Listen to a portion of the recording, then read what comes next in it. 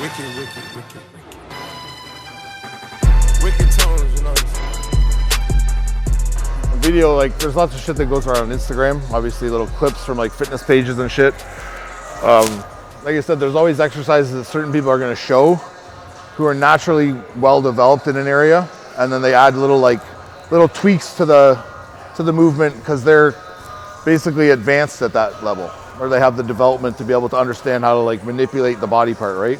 So there's a kid in the video. The kid's got great arms. He's got fucking biceps that are like hanging like this.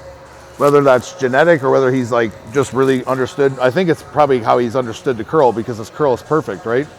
So his curl is like him, like we talk about, he's almost not postured here. He's kind of forward and his shoulders are down, and he's scooping dumbbell. Well, he's doing a double. So he's scooping and then he's turning and he's coming down, right? So it's scoop up, roll down. And he's only scooping to where he contracts, turn, and then down. So there's nothing wrong with that. And the way the kid in the video scoops, we'll put it on the screen. When he goes to scoop, I'll do one arm. He's so low in his shoulder that he's always coming up under the dumbbell. He's not just standing here going, which is different. This is massively different than this.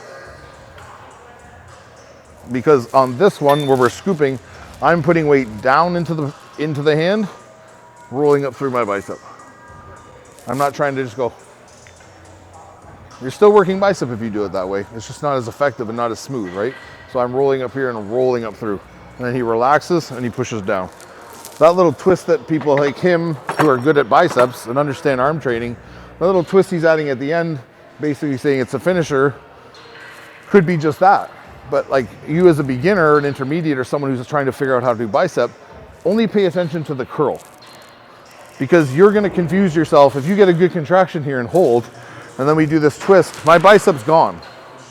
I'm on forearm and I'm on like outer head now, and I'm just kind of rolling down. So it's like a contraction into the forearm from the bicep, and then the forearm lengthens, pulls the bicep, grab back up. Right, so we're losing that direct line of tension on the bicep that we maybe created here, and we want to keep reinforcing that for people. So when you see guys who move like him, and you understand they're good movement on curls, coming up through things, and you'll notice they won't be this ever. It'll always be a little forward and down. Chest is up though, but my hip is behind my shoulder. I'm not here. I'm here, and so I can get leverage to push into my lat. I can curl off my lat, so I'm not gonna squeeze my arm. I'm not literally gonna slam my arm in. I'm just getting this tension that's inward so I can come up. So I don't have this flared elbow.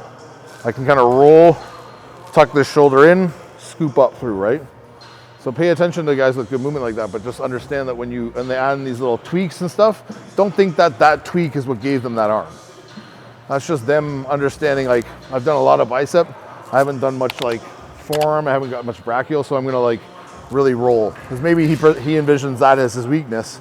So that's why he's giving that as a tip, because that's what he does, right? But just focus on the curl. Don't focus on the little gimmicky stuff, even though for him it's working. But